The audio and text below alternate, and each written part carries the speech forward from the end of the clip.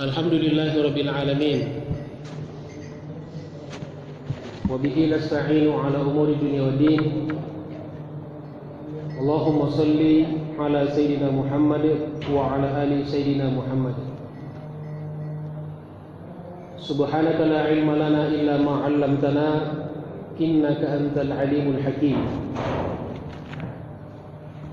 Allahumma 'allimna ma yanfa'una wanfa'na bima 'allamtana. Rabbana zidna ilman warzuqna fahma. Rabbi shrah li sadri wa yassir li amri wahlul 'uqdatam min lisani yafqahu qawli, amma ba'du. Ma'asyiral muslimin wal muslimat rahimakumullah.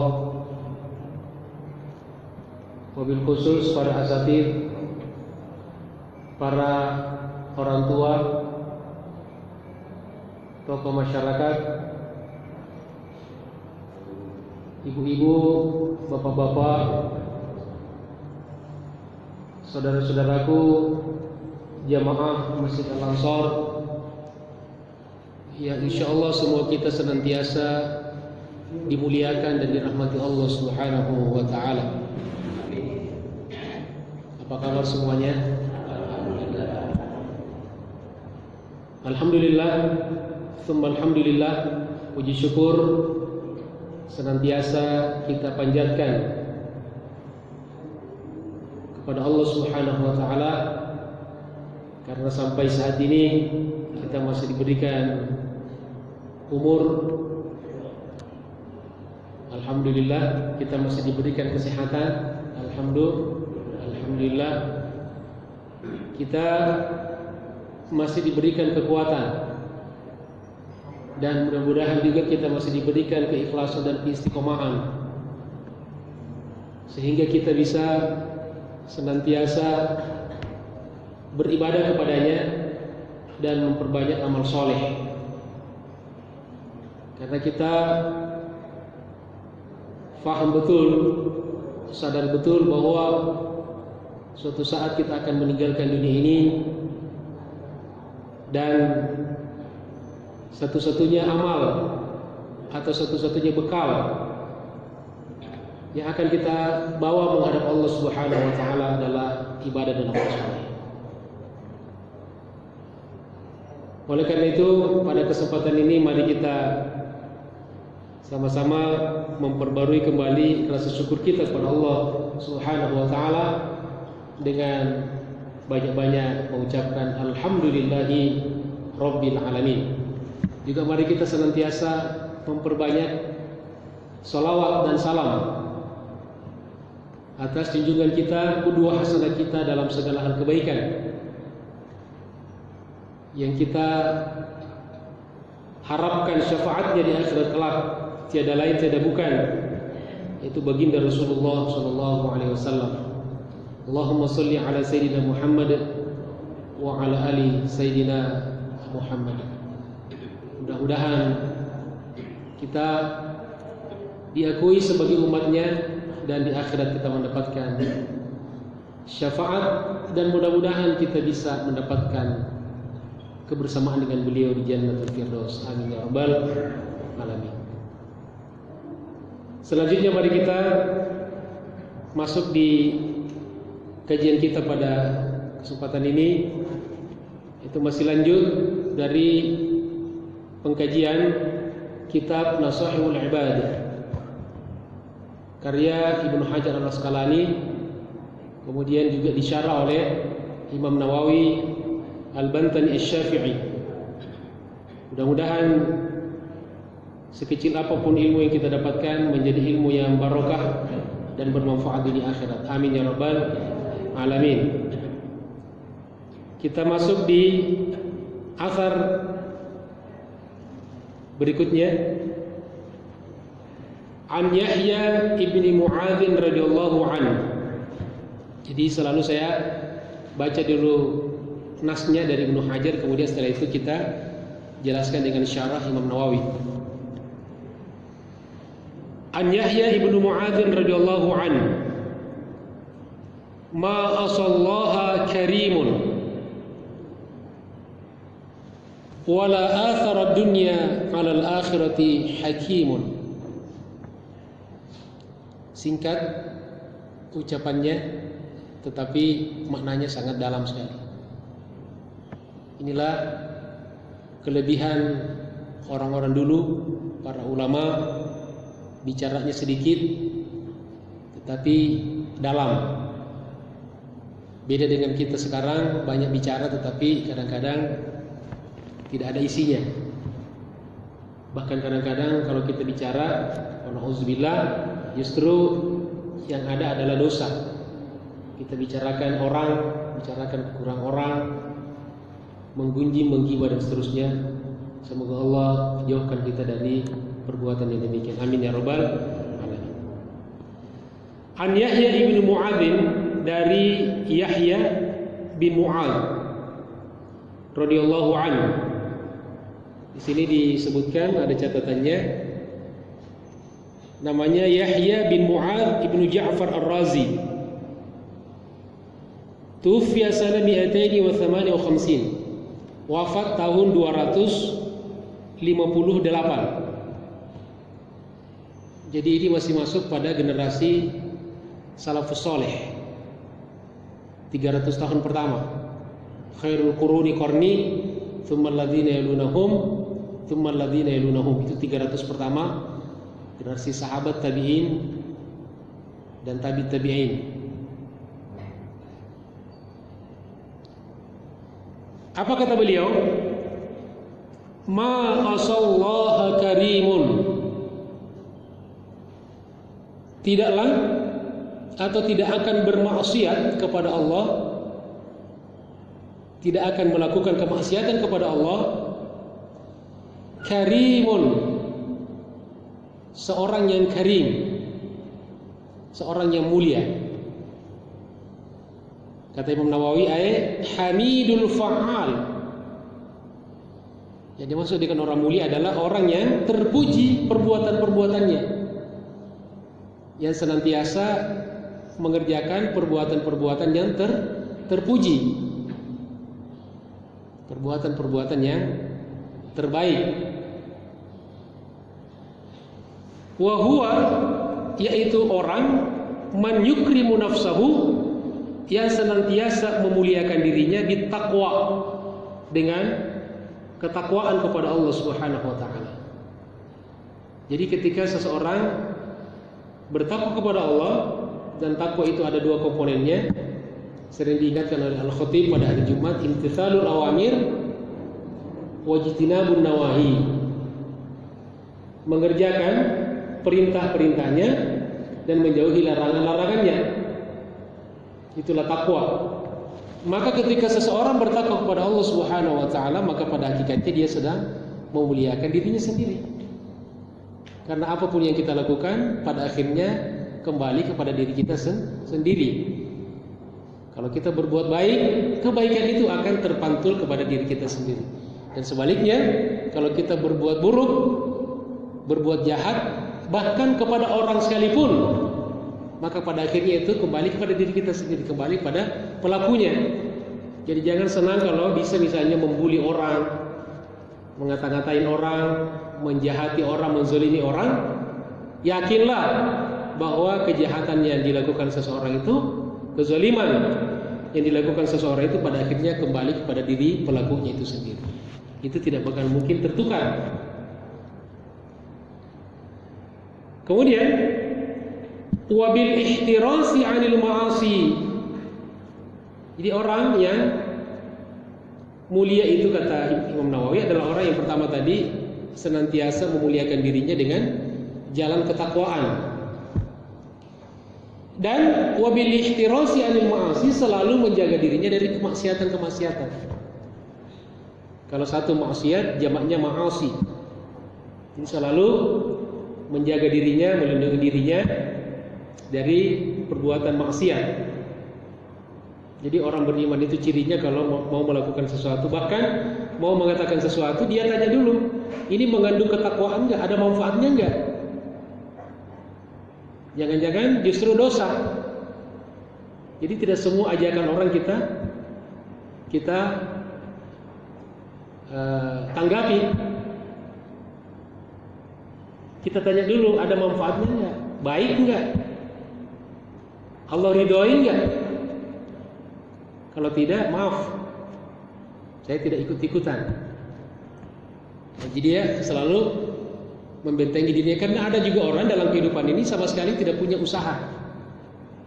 Kadang-kadang ada yang bilang, saya biarkan aja hidup kayak air mengalir aja. Makanya orang begini gampang hanyut, karena hidupnya kayak air, biarkan aja mengalir gitu kan. Jadi kalau air itu kemana air, ya, di situ dia ikut. Nah, kalau kita tidak, orang Islam tidak boleh seperti air, jangan mengalir saja. Kalau mengalirnya benar, tapi kalau mengalirnya nggak benar, ya kita tidak mau ikut arus. Itu yang pertama. Kemudian kata beliau, wala atharad dunya, dan tidaklah lebih mendahulukan dunia alal akhirati, atas akhirat, hakimun, seorang yang hakim. Di sini kata Imam Nawawi, ay la qaddamaha wa la faddalaha, tidak mendahulukan dan tidak mengutamakan dunia daripada akhirat. Hakimun, seorang yang hakim. Hakim, orang yang hikmah, ahli hikmah. Kalau alim, ahlul ilmi. Kalau hakim, ahlul hikmah. Jadi orang yang di sini kata Imam Nawawi, ai musibun fi af'alihi. Jadi maksud dengan hakim itu adalah, kalau kita kan bijaksana biasanya. Kalau di sana, kalau di sini bijak sini. Adalah orang yang musibun fi af'alihi, benar dalam perbuatannya. Wa huwa man yamna nafsahu, yaitu orang yang senantiasa mencegah dirinya min mukhalafati aqlihi salim, dari melawan akal sehatnya. Kan akal sehat itu selalu mengajarkan kepada kita pada fitrah. Akal sehat itu selalu bersamaan dengan fitrah manusia. Jadi manusia itu selalu pengen baik. Apa buktinya? Orang jahat pun gak mau dijahatin. Betul. Orang jahat pun gak mau anaknya jadi jahat. Gak ada orang, bapak cita-citanya apa? Saya pengen anak saya jadi jahat. Sampai penipu pun gak mau ditipu. Menunjukkan bahwa manusia itu fitrahnya memang kebaikan, selalu pengen baik. Jadi orang yang senantiasa mencegah dirinya dari mukhalafatu aqlihi as-salim, yaitu pertentangan-pertentangan dengan akal sehatnya sendiri. Karena kita hidup sekarang ini banyak orang yang sudah melanggar fitrahnya, melanggar akal sehatnya. Walaupun akal sehat mengatakan itu salah, tetapi karena ada faktor-faktor lain, kadang-kadang nggak digubris itu akal sehat, hati nurani. Bahkan kadang-kadang sekarang hati nurani sudah mati. Orang berbisnis, ya pokoknya saya untung, mau orang lain sakit, mau orang lain terpuruk, tersiksa, masa bodoh, yang penting saya untung, kelompok saya untung. Ya, itu banyak orang yang hidupnya seperti itu, masa bodoh. Ya, wa na'udzubillahi min dzalik. Kemudian Anil A'mash radhiyallahu an, man kana ra'su malihi taqwa kallatil alsinu an wasfi rihi dinihi, wa man kana ra'su malihi dunya kallatil alsinu an wasfi khusrani dinihi. Anil A'mash, dari Al-A'mash, ini nama orang ya. Di sini dijelaskan Al-A'mash adalah ismuhu Sulaiman bin Mahram al-Kufi. Namanya Sulaiman bin Mahran al-Kufi. Al-Kufi nisbatan dari kota Kufah. Kufah di mana? Di mana Bapak Ibu? Kota Kufah. Pondok Gede belok kiri. Bukan. Kufah itu ada di sekarang di Irak. Kufah Basrah. Ya. Kalau orang belajar nahwu, ilmu nahwu, ilmu bahasa Arab, biasanya kita mengenal dengan ada madrasah al-Kufiyin atau ahlul Kufah dan al-Basriyin, ahlul Basrah. Itu mazhab Dalam setiap ilmu Islam itu dari dulu ada mazhab, ada madrasah.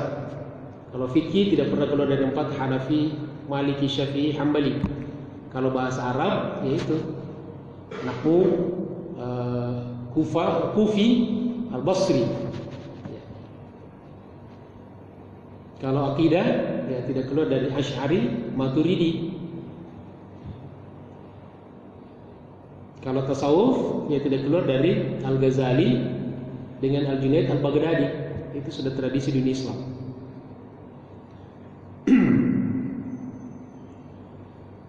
Apa kata beliau? Man kana ra'su malihi, barang siapa yang ra'sul malnya, modalnya, ya modal, ra'sun itu kan kepala, mal harta. Jadi modal, kepala hartanya.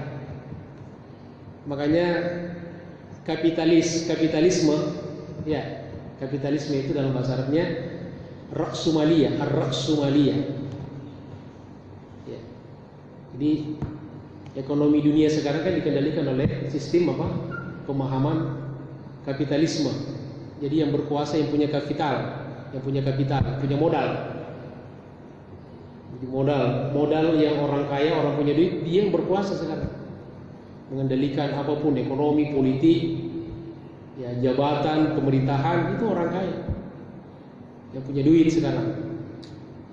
Jadi mengkosong demokrasi, mengkosong itu ada demokrasi sekarang. Pada akhirnya yang berkuasa adalah orang yang punya duit, namanya ra'sul mal. Itulah pemahaman yang merusak dunia sekarang. Kapital. Jadi walaupun orang bodoh, walaupun orang jahat, tapi dia punya modal, punya duit, dia yang berkuasa. Walaupun orang baik, orang soleh, tapi miskin, tidak punya kekuasaan. Nah kata beliau, barang siapa yang modalnya, kapitalnya, at-taqwa, adalah ketakwaan kepada Allah, yang tadi dua komponennya itu, kallatil alsinu, maka lisan-lisan, al-alsin itu jamak dari lisan, lisan ya. Ya, lidah artinya ucapan, maka lisannya akan kewalahan, akan lelah, akan capek, an wasfi ribihi dinihi, untuk menggambarkan keuntungan agamanya. Jadi orang yang modalnya ketakwaan senantiasa untung. Bahkan kalau mau dibicarakan, mau ditulis, maka tidak akan bisa ditulis kebaikannya, keuntungannya. Kan kalau orang berdagang kan ada untung rugi kan, bisa dihitung keuntungannya berapa, modalnya berapa, keuntungannya berapa kalau untung. Kalau buntung, buntungnya berapa. Tapi kalau orang yang modalnya bertakwa, nggak bisa unlimited edition, ya, bila hudud, tanpa batas.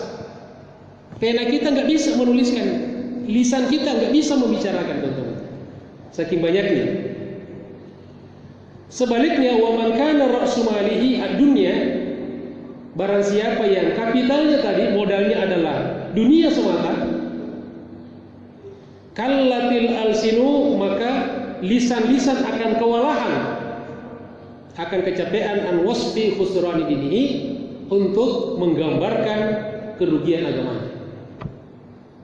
Jadi jangan dikira orang kalau semata-mata hidup di dunia, ya bisa jadi dia berdagang untung, kelihatannya kan nambah hartanya kan, tapi sebetulnya dia rugi.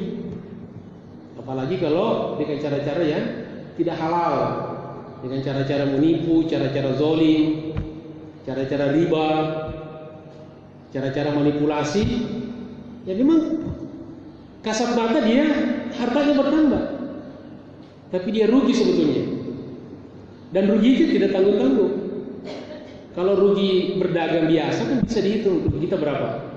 Bagaimana cara menutupi kerugian kita agar bisa tetap berusaha. Tapi kalau orang sudah dunia semata menghalalkan segala cara modal hidupnya, maka kerugiannya tidak ada batasnya. Ya, rugi saja terus. Wa na'udzubillahi min dzalik. Tentu yang kita harapkan yang pertama, bukan yang kedua. Kemudian yang ketiga, wa an Sufyan ats-Tsauri radhiyallahu anhu, kullu ma'siyatin an syahwatin fa innahu yurja ghufranuha, kullu ma'siyatin an kibrin fa innahu la yurja ghufranuha, li'anna ma'siyata iblis kana asluha min al-kibr, wa zallata sayyidina Adam alaihi salam kana asluha min asy-syahwah. An Sufyan ats-Tsauri, dari Sufyan ats-Tsauri. Sini siapa beliau? Adalah Sufyan bin Sa'id bin Marzuq ats-Tsauri. Lahir 97, wafat 161 Hijriah. Jadi dia masih sangat dekat dengan zaman Rasulullah SAW. Masih sangat dekat dengan generasi sahabat. Ini generasi tabi'in. Jadi generasi sahabat, Nabi, kemudian tabi'in, tabi'in, dan seterusnya. Wa huwa Syekhul Imam Malik, dan beliau ini adalah guru dari Imam Malik bin Anas, pendiri mazhab Maliki, Malik bin Anas. Apa kata beliau?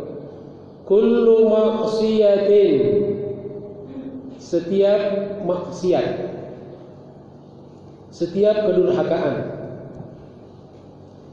an syahwatin, yang muncul dari syahwat, dari pengaruh hawa nafsu. Apa yang dimaksud dengan syahwat itu? Kata Imam Nawawi, ai istiyaqun nafsi ila syai'in, tertariknya, rindunya jiwa atau nafsu kepada sesuatu. Itu namanya syahwat. Jadi kalau nafsu kita pengen sesuatu, itu namanya syahwat. Ada syahwat makan, ya kan? Syahwat belanja, keinginan. Seperti bapak ibu lihat penjual bakso, pengen, itu syahwat. Jadi syahwat itu tidak serta-merta buruk. Kalau orang tidak punya syahwat, ya mungkin udah mati. Ya, ibu-ibu pengen misalnya beli emas, itu syahwat namanya. Bapak-bapak lihat perempuan cantik, tertarik, itu syahwat namanya. Kalau bapak-bapak lihat laki-laki tertarik, syahwat juga namanya. Tapi syahwatnya enggak benar. Jadi semua keinginan jiwa, ketertarikan kepada sesuatu, pengen gitu kan, itu namanya syahwat. Nanti ada syahwat yang benar, ada syahwat yang tidak benar. Nah, jadi kata beliau, setiap maksiat itu muncul dari yang namanya syahwat.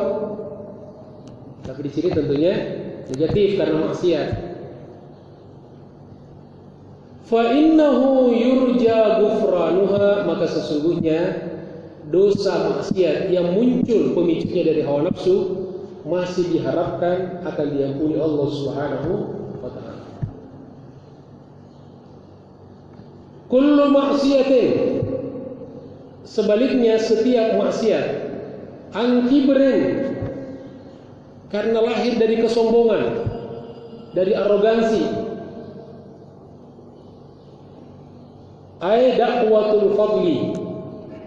Imam Nawawi di sini mendefinisikan, mengartikan kibir, sombong itu dengan klaim keutamaan. Jadi kalau ada orang mengklaim dirinya lebih utama gitu kan, saya lebih kaya, saya lebih pintar, saya lebih hebat, saya lebih mulia, lebih banyak ibadahnya, lebih terhormat, itu namanya sombong. Jadi dakwal fadli. Dakwah itu klaim, ngaku-ngaku. Al-fadl keutamaan. Jadi kalau ada orang merasa paling lebih utama, lebih hebat, itu sombong. Fa innahu la yurja ghufranuha, maka sesungguhnya dosa yang muncul dari rasa sombong, arogansi itu tidak diharapkan lagi bisa diampuni Allah Subhanahu wa taala.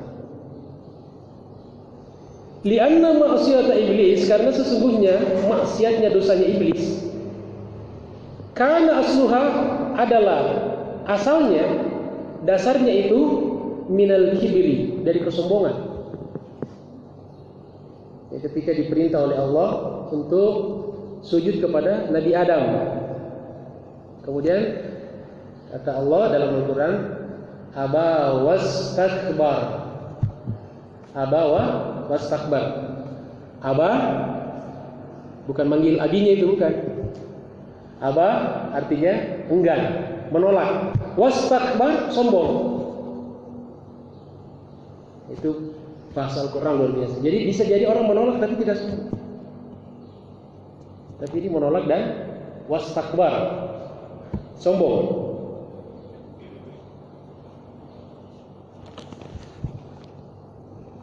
Walianna zallata sayyidina Adam alaihissalam, sedangkan tergelincirnya Nabi Adam alaihissalam sehingga melakukan dosa,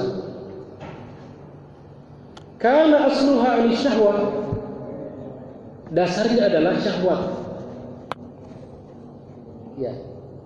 Jadi ini ingin membandingkan antara dosa iblis dan dosa Nabi Adam. Dua-duanya berdosa.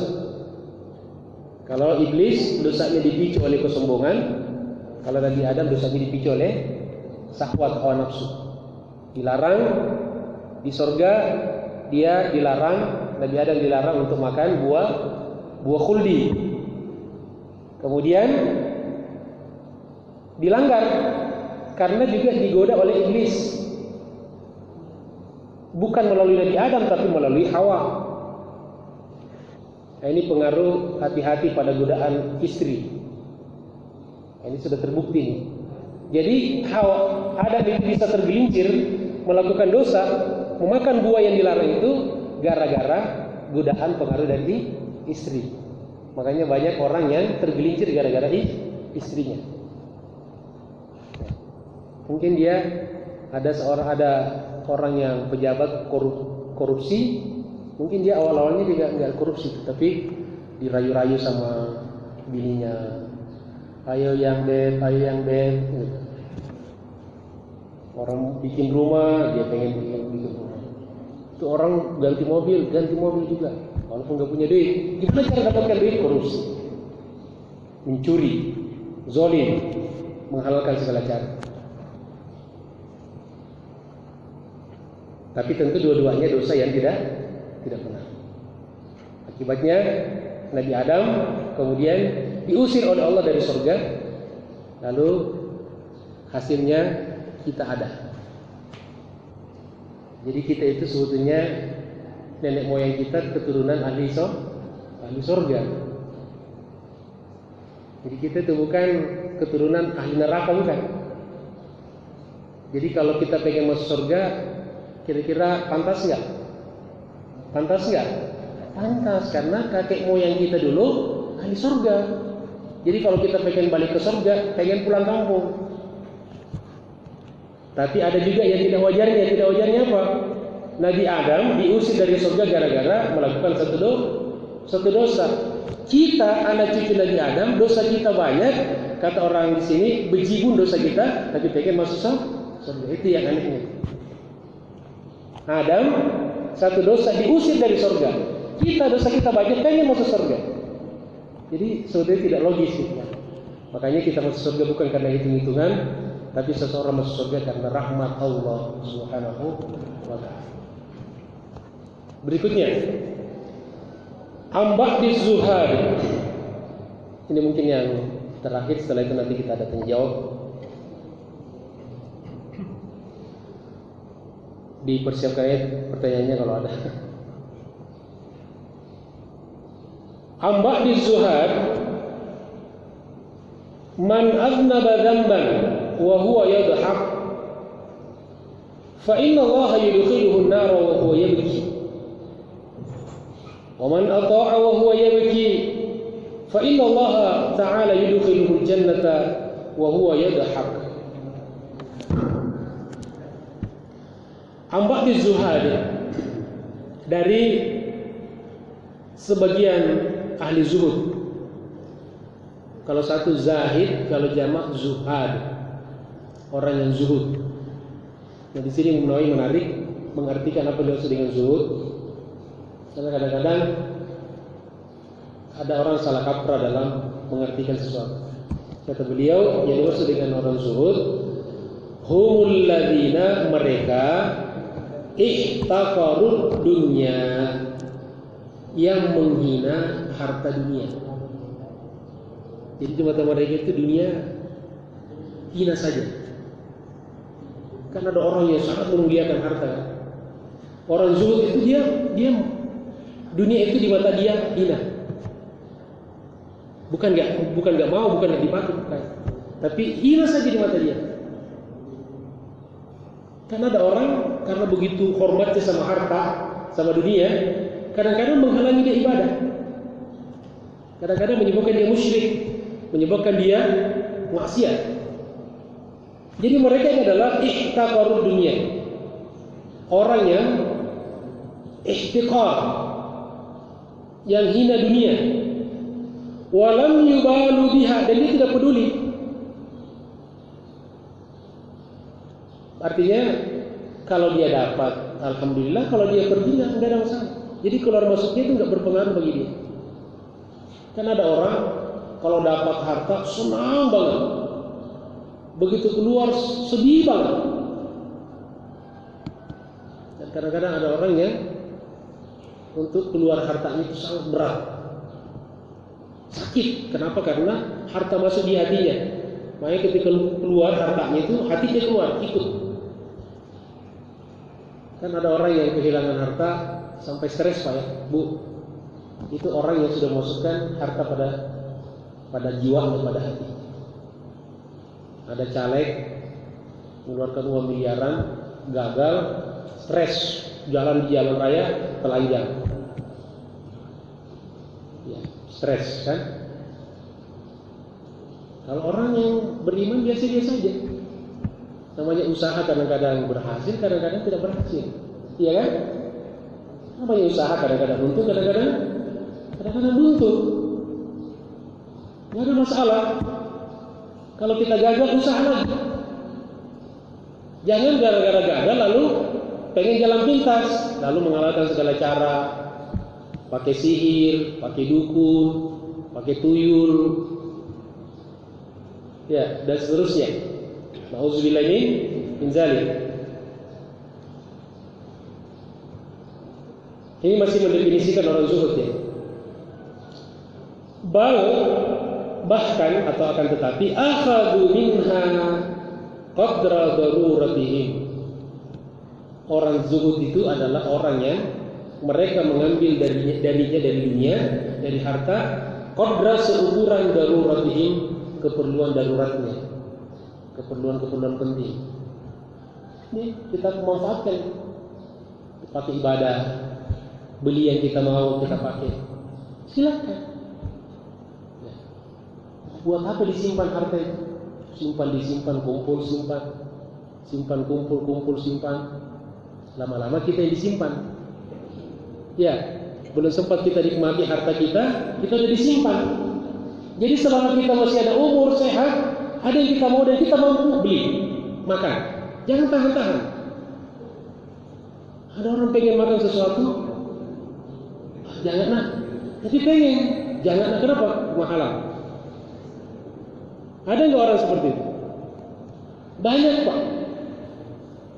Mumpung kita hidup ini sangat singkat sekali, maka nikmati. Tapi menikmati jangan menghalalkan yang haram. Selama dia halal, kita mampu dari hasil kerja kita. Kalau kita sakit, berobat yang terbaik agar kita sehat, bisa ibadah. Kita mau beli pakaian yang kita suka, beli. Mau beli makanan yang kita senang, beli. Karena ada saatnya, ada harta kita, ada uang kita mau beli sesuatu nggak bisa membeli dan kita nggak bisa makan. Contohnya orang yang sudah terkapar sakit, ya, orang-orang pada datang menyebut bawa makanan enak. Yang nikmatin siapa? Yang jaga, betul. Yang orang sakit itu malah dan ludahnya gitu.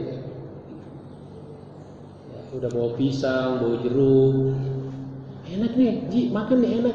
Lu enak. Kita menelan aja udah pahit. Coba waktu sehat kemarin jenguk. Tapi ada nggak orang jenguk kita untuk kita sehat? Ya. Makanya kita puaskan diri kita sendiri, jangan nunggu orang. Karena orang itu jenguk kita kalau kita udah sakit. Jadi orang seperti ini diambil dari sekedar yang dia pentingkan, dia perlukan. Perlu kita belajar, perlu beli buku, beli. Karena ada saatnya kita mau belajar, kita mau beli, sudah tidak bermanfaat lagi. Kita sudah sakit, bahkan kita sudah mati. Kemudian kata beliau, man aznaba dzamban, barang siapa yang melakukan satu dosa, wa huwa yadhhak, sedangkan dia tertawa, senang. Ada orang melakukan dosa, maksiat, boro-boro, kata orang boro-boro sembunyi, boro-boro malu, bahkan bangga. Betul Pak, Bu? Ada orang Pak bermaksiat bangga dia, bahkan diceritakan orang, saya habis gini, habis pulang judi di Amerika misalnya. Ada orang habis berzina dicerita ke teman-teman. Wana'udzubillah ini zalik. Nah, barang siapa yang berdosa dan dia ketawa, senang, riang, gembira, fa innallaha yudkhiluhu an-nara wa huwa yabki. Nanti di akhirat kelak dimasukkan oleh Allah Subhanahu wa taala dalam neraka sementara dia menangis, menjerit. Kebalikan dari dunia dulu senang-senang kan? Maksiat senang, menipu orang senang.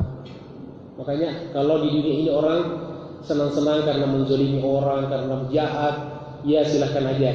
Ya, nanti kita tunggu di akhirat dulu. Kalau dia tidak tobat, pasti akan dia rasakan di akhirat. Kemudian, waman ata'a, sedangkan barang siapa yang taat kepada Allah, wa huwa yabki, sampai dia menangis karena dia berjuang untuk taat kepada Allah, salat, puasa, sedekah, bakti pada orang tua, berjuang di jalan Allah. Kadang-kadang di situ ada duka, ada air mata, bahkan sebagian ulama ada yang dipenjara, bahkan ada yang dibunuh, dibully keluarganya, difitnah, ya luar biasa, disiksa. Dia menangis kan? Karena menjalankan ketaatan kepada Allah. Fa inna Allah, maka sesungguhnya Allah, yudkhiluhul jannata, kelak di akhirat akan memasukkan dia ke dalam surga, wa huwa yadhhak, sedangkan dia ketawa gembira senang. Kira-kira Bapak Ibu kita mau yang pertama atau kedua nih?